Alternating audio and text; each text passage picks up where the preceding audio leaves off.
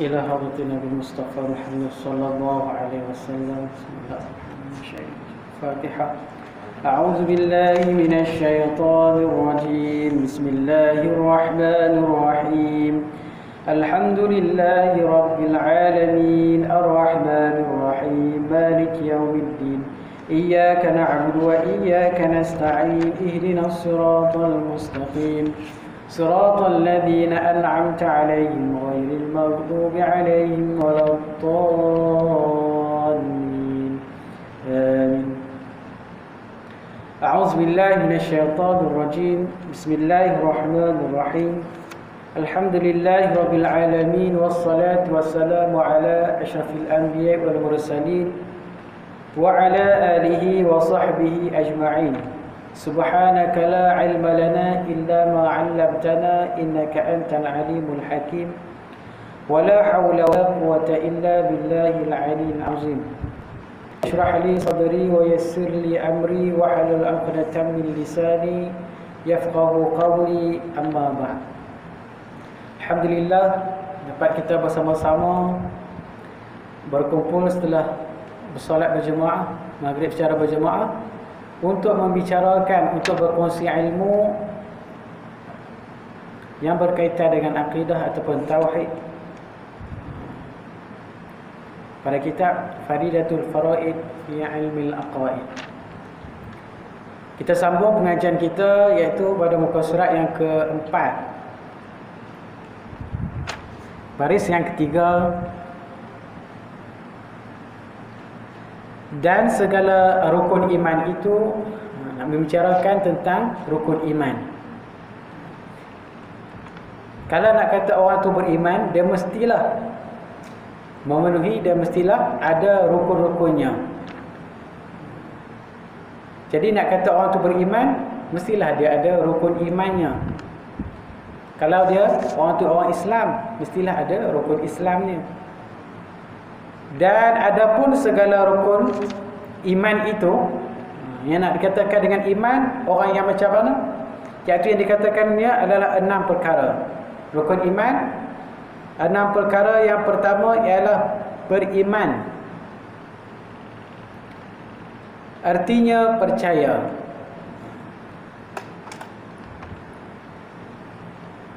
Beriman iaitu percaya. Percaya macam mana?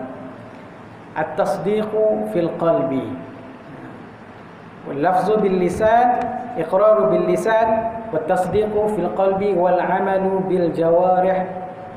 Iaitulah kita sebut dengan lidah, yakin di dalam hati dan beramal dengan amal yang soleh.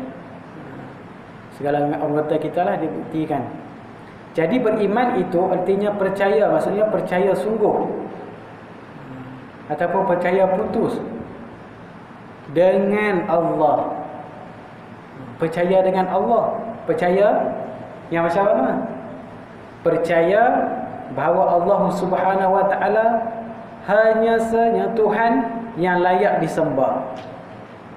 Allah Subhanahu Wa Taala sahajalah merupakan pencipta segala makhluk ini.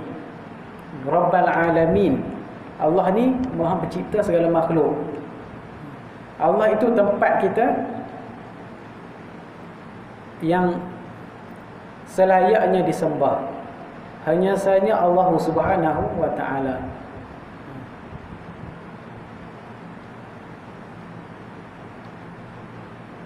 La ma'buda bihaqqin illallah.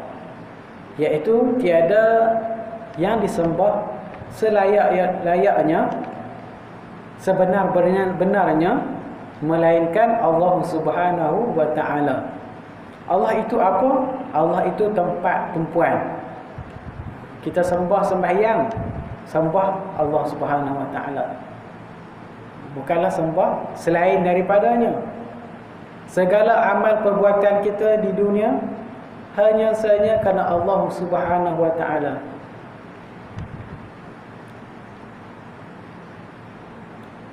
Tidak melaksanakan sesuatu ibadah itu illa mukhlishina lahuddin, melainkan ikhlas terhadap Allah Subhanahu Wa Taala.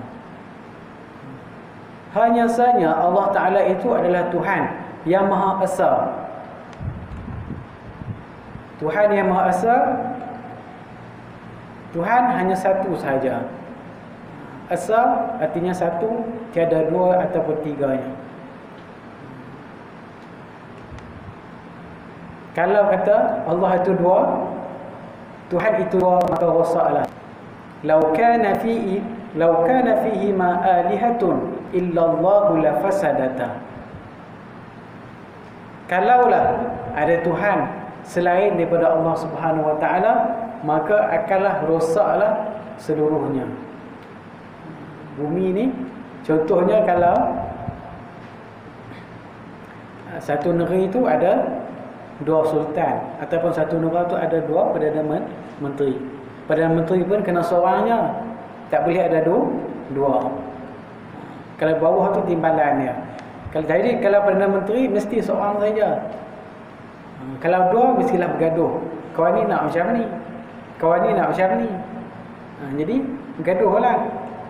Kalau Tuhan itu ada berbilang lebih daripada satu, ada Tuhan langit, ada Tuhan bumi, macam-macam lah. Tuhan langit nak turunkan hujan, Tuhan bumi kita tak mau, berkeli lah. Macam kereta ada dua driver pun tak boleh, seorang nak pergi kiri, seorang nak pergi kanan, rosak habis, accident. Macam tu Tuhan hanya ada satu sahaja. Adapun agama Kristian,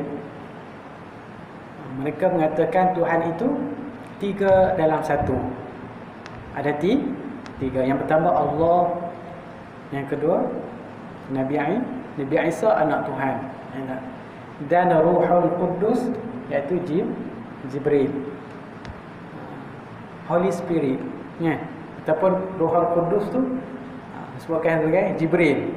Dia kata tiga, tapi tiga tu dia kata satu jugalah, tak boleh. Tiada tiga dalam satu.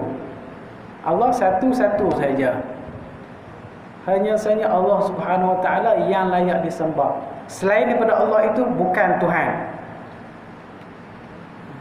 Contohnya kita jumpa tokong di tepi jalan tu, itu Tuhan depa. Kita tak boleh sebut kata itu Tuhan depa.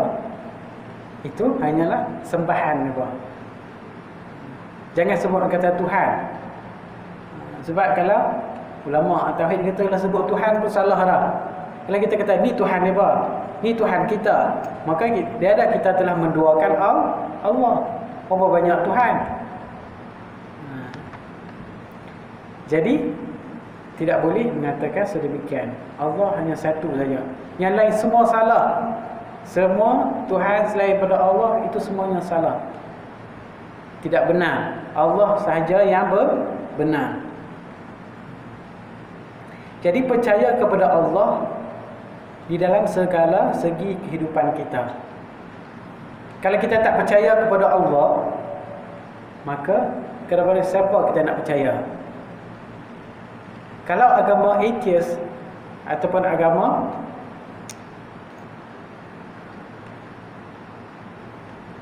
atheist, iaitu yang tidak percaya kepada Tuhan. Agama komunis kan, tak percaya kepada Tuhan, tak percaya langsung. Jadi macam mana dia kata dunia ni ada? Dia kata dunia ni ada dengan sendirinya. Tak ada siapa cipta.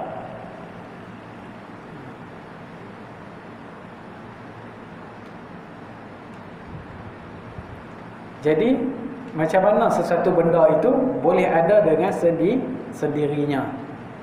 Kalau kita nak buat meja ni contohnya, mestilah ada tukang yang buat. Tapi kita bukan buat pun, kita hanya mengambil kayu dengan alat yang kita paku sebagainya, dia elok cantik, raut cantiknya kita cat sebagainya, maka jadilah satu meja.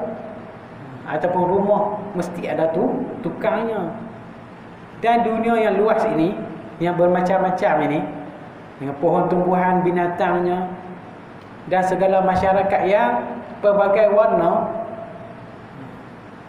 ada Melayu, Cina, India dan lainnya, orang putih sebagainya, dan orang Afrika, macam-macam. Adakah tiada pencipta? Mustahil tiada pencipta. Sesuatu benda itu di dunia ni mesti ada penciptanya. Melainkan Allah Subhanahu wa taala tiada pencipta. Kalau bagi Allah Taala itu ada pencipta, maka ia akan menjadi secara akan berkitaran yang sama. Siapa yang nak buat? Kalau Allah itu ada penciptanya dan Tuhan tu pun ada penciptanya yang lain, maka tidak berhenti, ia akan jadi tersalsul. Contohnya, akan tiada perakhirannya. Jadi Allah tu tiada pencipta, makhluk mesti ada penciptanya.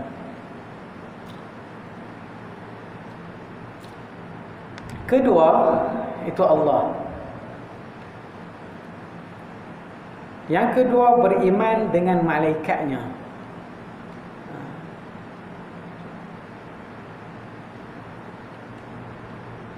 Antu'mina billahi wa malaikatihi. Wa malaikatihi ni dan malaikatnya. Malaikat Allah ni terlalu banyak, tidak terkira banyaknya. Beribu mungkin, mungkin berjuta, tidak terbilang. Malaikat di sekeliling kita ni penuh dengan malaikat. Tapi yang wajib diketahui hanya 25 orang, hanya 10 orang malaikat. Jibril, Mikail, Israfil, Azrail, Munkar, Nakir, Wakil, Atid, Malik, Ridwan. 10 malaikat serta tugasnya. Itulah yang wajib kita ketahui, yang diterangkan di dalam Al-Quran. Tetapi selain daripada 10 itu ada banyaklah lagi, tapi tak wajiblah. Contohnya ada juga malaikat yang memegang arash Allah Subhanahu wa taala. Ada juga malaikat yang bernama malaikat hafazah. Ada juga malaikat rahmat, ada juga malaikat yang mengira titisan hujan yang turun di muka bumi. Contohnya kalau hujan ni di Citra, contohnya berapa titisan hujan yang turun di Citra, dia akan kira. Malaikat ni, ada malaikat yang ditugaskan untuk mengira titisan hujan. Dia ni banyak tangan, berpuluh ribu tangan dan jari nak kira titisan hujan. Dan macam-macam lagi lah. Jadi kita kena yakin adanya malaikat. Malaikat ni boleh dilihat ke tidak? Malaikat ni tidak boleh dilihat, tidak boleh dirasai dengan panca indera manusia. Melainkan diizinkan oleh Allah Subhanahu wa taala kerana ia tergolong di dalam perkara al-ghaibiyat, perkara-perkara yang gaib yang wajib kita ketahui, yang wajib kita yakini adanya malaikat ini.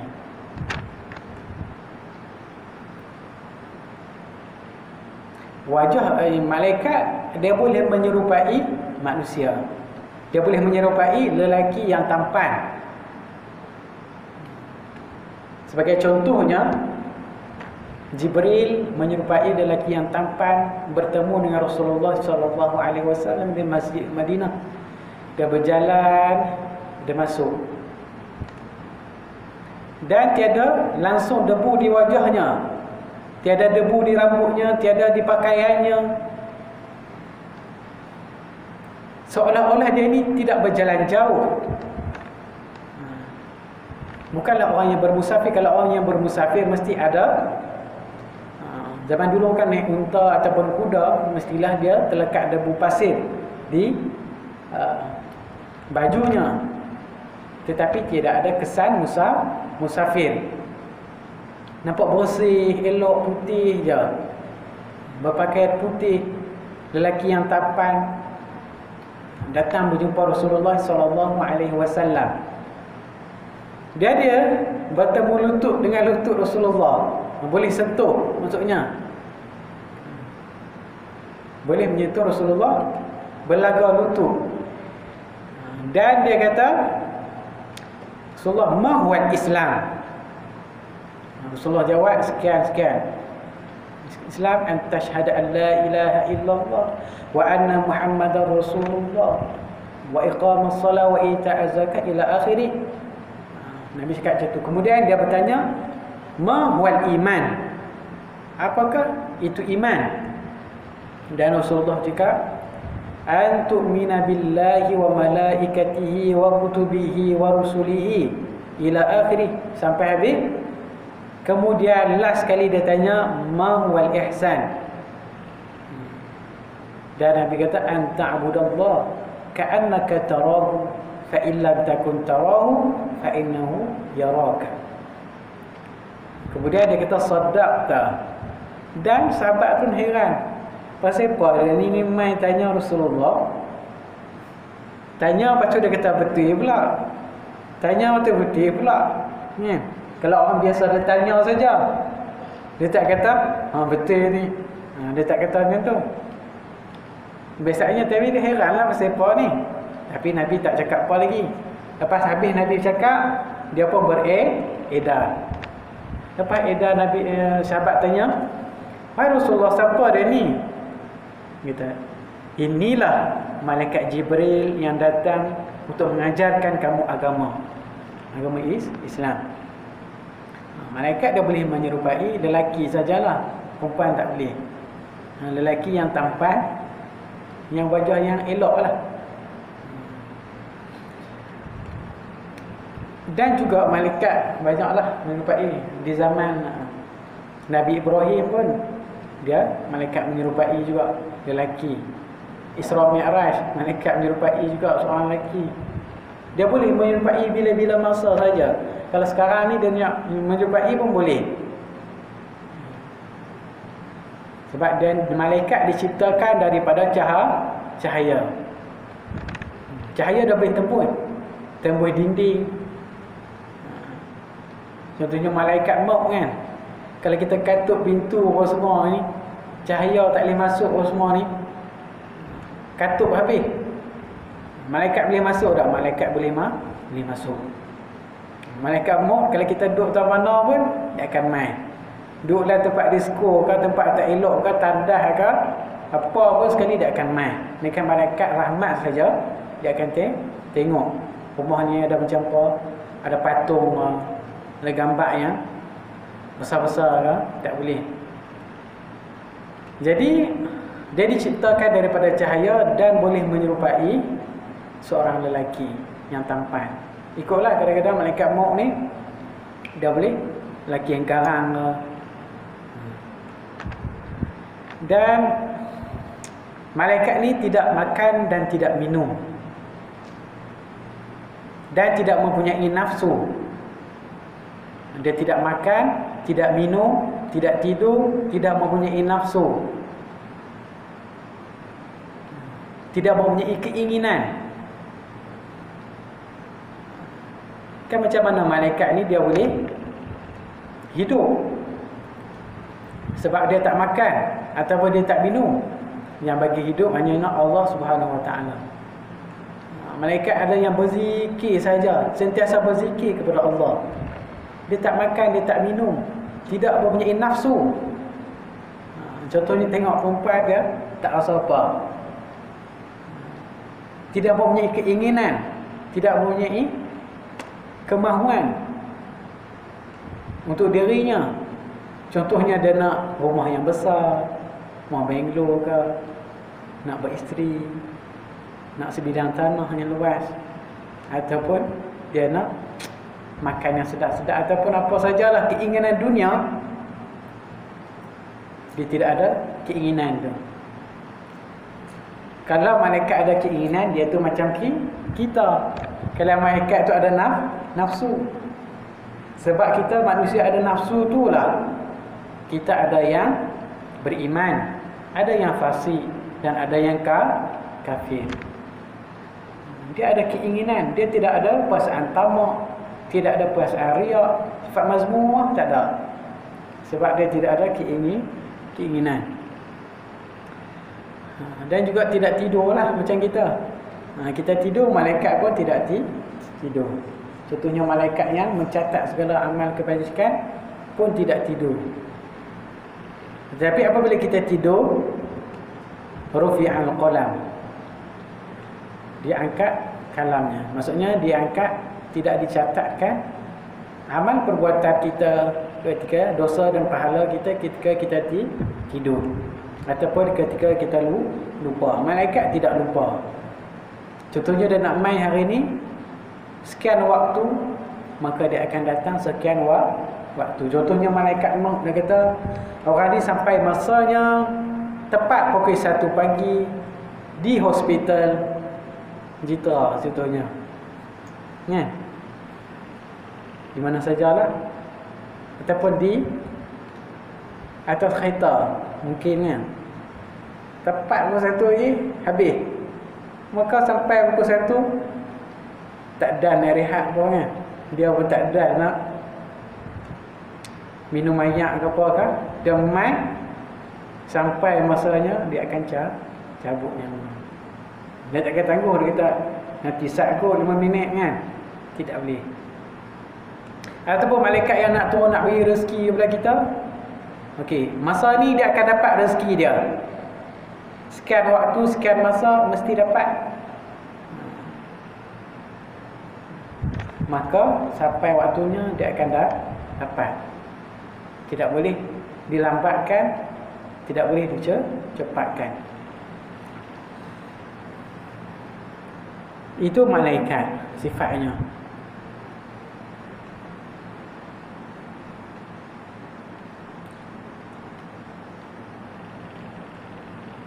Dan malaikat ini mempunyai kekuatan yang melebihi manusia biasa. Bukanlah macam manusia. Kekuatannya amatlah luar biasa. Beribu kali ganda kekuatan manusia. Berganda-ganda. Contohnya malaikat ni, dia boleh angkat gunung hempuk atas kepala kita, ataupun hempuk atas satu kota, satu negeri itu dia boleh musnahkan dengan keizinan Allah Subhanahu Wa Taala. Bagi contohnya, semasa Nabi Muhammad sallallahu alaihi wasallam berziarah ke Taif, Nabi Muhammad berdakwah, tapi masyarakat Taif pada masa itu tidak menerima dakwah Nabi. Malah Nabi dihalau, dibaling dengan batu, dibaling dengan macam-macam lah, sampai berdarah. Nabi sampai meleleh darahnya sampai ke kasut Nabi. Tapi kalau zaman sekarang ni, kalau ustaz-ustaz kena baling dengan batu, tak main dah lah. Bisa kan? Halau kan, memang tak main dah lah. Tapi Nabi tak macam tu. Gigihnya Nabi ni tak sama macam kita berdakwah. Kita ni kita dah Islam dah, tak apalah. Tapi yang orang yang tak Islam lagi, yang orang kafir tu, memanglah macam-macam cubaan dan dugaan. Dihalau, bagi hamum tu biasalah. Ni dibaling dengan batu pula, sampai berdarah. Belas sekali malaikat kata, mahukah aku hempapkan manusia kaum ini dengan gunung ini sampai mereka musnah, tidak tertinggal walaupun seorang. Kalau Nabi kata, Nabi izinkan, Nabi kata ya, maka habislah penduduk Taif itu, tidak tinggal seorang pun yang hidup. Dia boleh menurunkan azab, boleh memusnahkan dunia ini pun boleh dengan izin Allah bumi ini. Lebih baik pada macam nuklear yang kita tengok tu. Dia kalau jatuh dekat satu kota itu, dia akan merebak. Jatuh tu dia akan merebak habis sampai satu negeri satu. Kalau kita mungkin negara kan, habis musnah. Tapi malaikat lebih daripada itu. Ketiga, beriman dengan segala kitabnya. Kitab. Adapun sebelum kitab ada juga yang disebut yang diturunkan secara suhuf, secara lembaran, ataupun kitab. Kitab yang terkandung pelbagai suhuf di dalamnya. Contohnya kitab Al-Quran, terdapat pelbagai lembaran, surah, pelbagai ayat di dalamnya. Kitab yang diturunkan kepada Nabi dan Rasul ada banyak. Tapi yang wajib kita imani 4 sahaja, iaitu kitab Zabur, Taurat, Injil dan Al-Quran. 4 kitab ni diturunkan. Zabur diturunkan kepada Nabi Daud, Injil diturunkan kepada Nabi Isa, Taurat Nabi Musa, dan Al-Quran diturunkan kepada Nabi Muhammad sallallahu alaihi wasallam. Percaya kepada kitabnya, segala kitab-kitab yang diturunkan kita wajib imani ada kitabnya. Di dalam kitab itu terkandung pelbagai syariat yang diwajibkan ke atas umat pada waktu tersebut. Contohnya pada zaman Nabi Isa untuk umat Nabi Isa, Nabi Musa untuk umatnya, dan nabi-nabi lain untuk umat mereka. Dan untuk Nabi Muhammad sallallahu alaihi wasallam diturunkan Al-Quran itu, dia menghazafkan kitab yang lain. Kerana kitab yang lain itu telah terkandung di dalam Al-Quran, telah menghazafkan syariat yang lain sebelum Al-Quran. Maksudnya apabila telah turun Al-Quran, kitab lain kita tidak boleh pakailah. Kita pakai Al-Quran saja. Tapi kita wajib percaya dengan kitab-kitabnya. Kitab yang diturunkan, kitab samawi yang diturunkan oleh Allah Subhanahu wa taala. Kitab samawi ini maksudnya pada langit. Langit pada atas, daripada Allah Subhanahu wa taala. Keempat, kitabnya. Dan apabila diturunkan kitab, Allah tak turun kitab sahaja, Allah Ta'ala turun dengan Rasulnya, utusannya.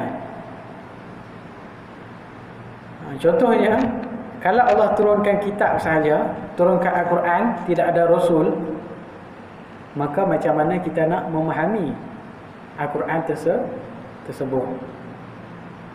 Apabila kita membaca sahaja, tanpa kita ada praktikal, tanpa kita ada aplikasi untuk melaksanakan apa yang terkandung di dalam Al-Quran, mesti ada Rasulnya. Segala ilmu itu tidak boleh kita kuasai dengan hanya membaca sahaja, dengan hanya kita secara teorinya sahaja. Mesti ada secara praktikalnya, macam mana nak dilaksanakan.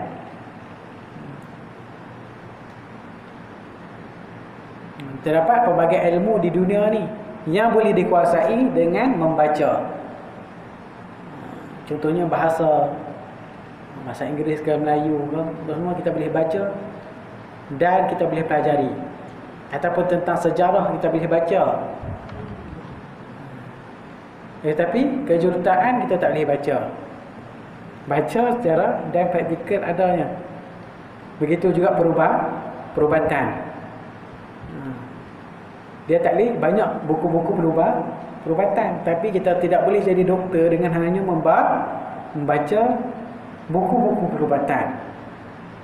Kita tak boleh suntik orang, kita tak boleh jahit luka, melainkan kita kena belajar secara praktikalnya, amalannya ilmu tersebut. Jadi untuk mengamalkan apa yang terkandung di dalam Al-Quran, Allah Subhanahu wa taala menurunkan, Allah Taala mengutuskan seorang rasul, nabi dan rasul kepada umat itu untuk memahami kitabnya. Tentunya untuk memahami Al-Quran, Untuk memahami kitab Taurat, kitab Injil, ada Nabi dan Rasulnya. Perbezaan Nabi dan Rasul, Nabi menerima wahyu daripada Allah Subhanahu wa ta'ala untuk digunakan bagi dirinya sahaja dan tidak diwajibkan untuk disampaikan kepada orang lain. Sebagai contohnya Nabi Khidir. Nabi Khidir seorang Nabi, tapi dia bukan Rasul.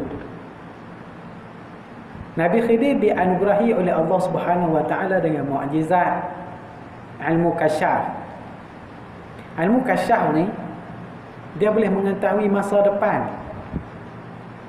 Contohnya dia tengok jitera ni, masa depan nanti dia kata ada kereta terbang, dia kata mungkin lah kan, ataupun ada macam-macam lah, dia kata akan jadi ini. Dia boleh tahu.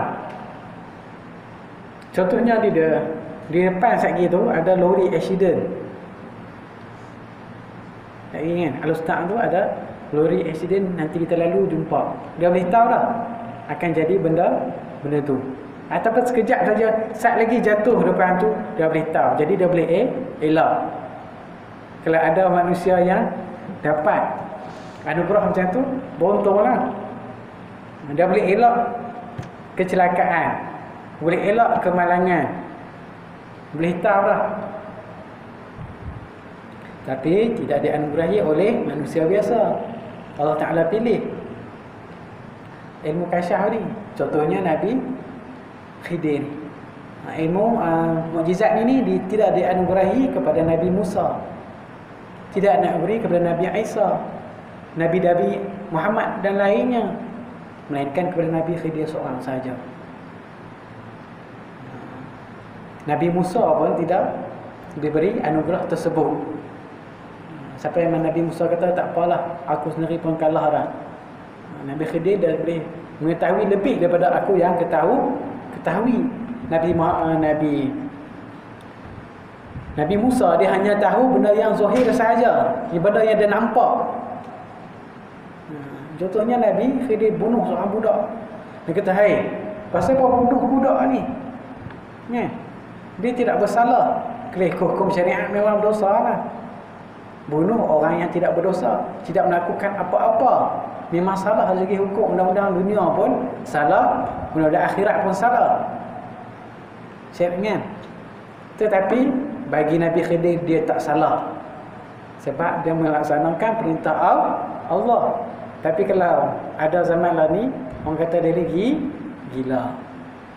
Mesti orang kata dia gila, atau dia penjenayah. Orang tangkap dia. Sebab kita hanya nampak benda yang zahir sahaja. Benda yang lahir, benda yang zahir sahaja. Tak tahu masa depan. Dan bunuh sebab dia kata budak ni nanti dia akan jadi anak yang jahat, anak derhaka kepada ibu bapanya. Tapi padahal kedua ibu bapanya itu soleh. Jadi aku bunuh anak ni supaya nanti ibu bapanya akan melahirkan anak yang baru, anak yang lain, yang soleh. Jadi aku bunuhlah dia. Tapi kalau ikut takdir lah kan, kita nak bunuh. Itu ni dianugerahi oleh Nabi Khidir sahaja. Itu Nabi. Kemudian Rasul ialah yang diturunkan wahyu oleh Allah Subhanahu wa ta'ala untuk kegunaan dirinya dan diwajibkan baginya disebarkan kepada orang lain ataupun umatnya. Contohnya yang wajib kita ketahui 25 orang Rasul. Adam, Idris, Nuh, Saleh. Habislah. Banyak kita tahu kan, sampai 25 orang Rasul. Dan akhirnya adalah penutupnya Nabi Muhammad sallallahu alaihi wasallam. Sampai Nabi Muhammad sallallahu alaihi wasallam tiada nabi dah, la nabiyya ba'da. Nabi Muhammad khatamul anbiya wal mursalin. Nabi Muhammad itu adalah penutup bagi segala nabi dan rasul. Tak ada dah.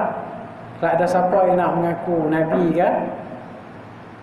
Sekarang dia kata saya ni nabi ni. Nabi bagi orang Melayu, contohnya dia kata, Yapin kan, saya mimpi semalam, kata, kamu ni dilantik menjadi Nabi kan? Tapi bagi kaum Melayu sahaja, contoh dia kata.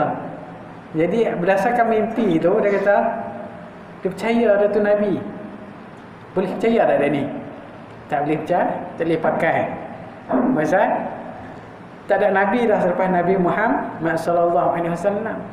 Kalau ada siapa yang mengakunya Nabi, dibolehkan kita bunuhnya, dihalalkan darahnya, dibunuh. Tapi kita tak boleh bunuh lah, pemerintah lah. Saya kita pergi mengaku dia Nabi, kita pergi ambil pisau tikam pula, tidak boleh lah. Yang hanya boleh melaksanakan pemerintah sahaja yang melaksanakan hukum Islam lah. Siapa yang mengaku Nabi ni boleh dipancung, sebab tiada dah Nabi selepas Nabi Muhammad. Kita buat itu dia pemulihan akhlak kan, pemulihan akhlak kita, supaya dia ni perbetulkan akidahnya. Kalau nak bunuh untuk bukanlah boleh pi itu pi pancung tu. Pertama dia kena kata suruh dia bertaubat sama 3 kali.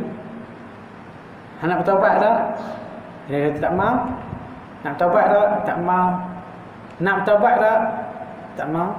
Maka yang ketiga barulah boleh dibunuh. Tidak boleh kita pi tu terus kita pancung dia. Bukan macam tu Islam. Bukanlah Islam tu salah aja nak kat tangan, bukan. Dia ada prosesnya. Tengok dulu banyak mana bayar barang yang dia curi. Contohnya kalau dia curi pemadam ke, budak-budak curi pemadam, pensel, takkan nak kena potong tangan kan.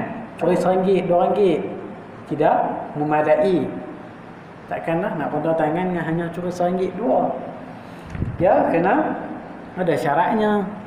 Macam-macam lah kalau kita melaksanakan hukum syariat Islam. Tapi tiada Nabi dah, yakinlah, walaupun dia mimpi pun, dia mimpi orang yang pakai berjubah putih ke, dia kata aku mimpi orang ni dia berjubah putih, elok wajah dia, senyum, aku rasa dia ni malaikat. Jadi bila malaikat kata macam tu, dia kata aku ni Nabi, maka aku yakinlah aku ni Nabi. Patut ada pula orang yang ikut dia. Sampai Nabi pun ada yang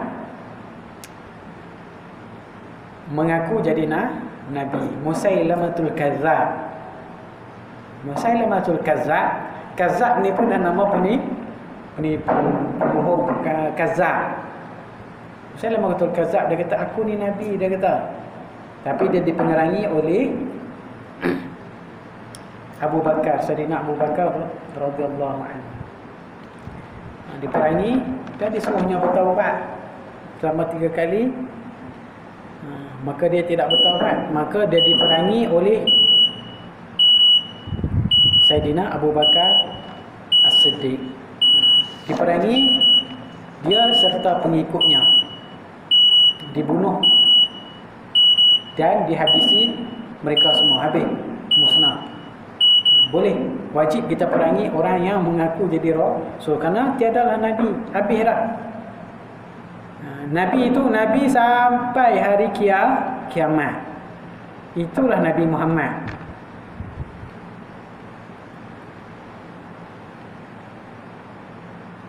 Tapi Nabi Muhammad kita tidak pernah jumpa dia, kita tidak pernah salam dengan dia, tengok dia pun tak pernah, gambar pun tak ada.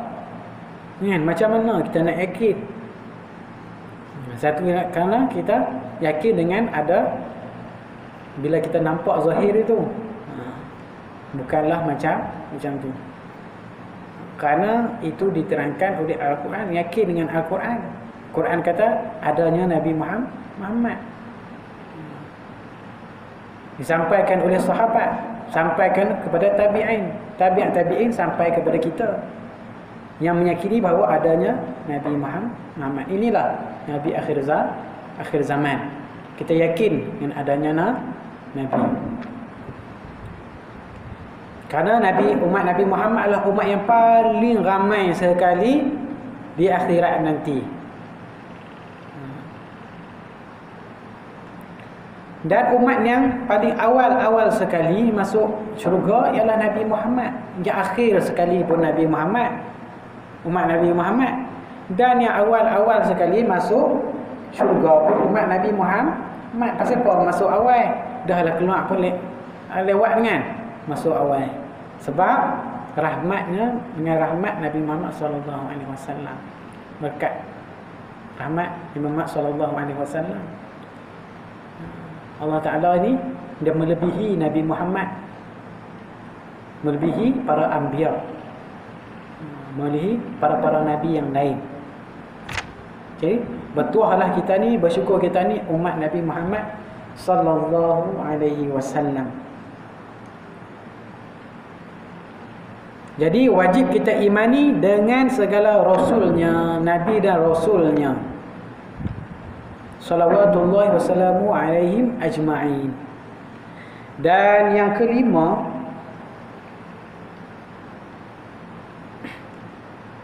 waqala, dan kelima, beriman dengan hari yang kesudahan, iaitu hari kiamat ataupun hari akhirat, hari yang kesudahan, hari yang akhir sekali, yang hari yang penghujungnya. Wallahu subhanahu wa ta'ala a'lam. Subhanakallah wa bihamdika asyhadu an la ilaha illa anta astaghfiruka wa atubu ilaik. Bismillahirrahmanirrahim. Bismillahil insanu fi khusr allazina amanu wa 'amilus shalihat. أعوذ بالله من الشيطان الرجيم. بسم الله الرحمن الرحيم. الحمد لله رب العالمين والصلاة والسلام على أشرف الأنبياء والمرسلين وعلى آله وصحبه أجمعين. اللهم انفعنا بما علمتنا وانفعنا وزدنا علما يا حميد. ربنا آتنا في الدنيا حسنة وفي الآخرة حسنة وقنا عذاب النار. وصلى الله على سيدنا محمد وسلم. الحمد لله رب العالمين.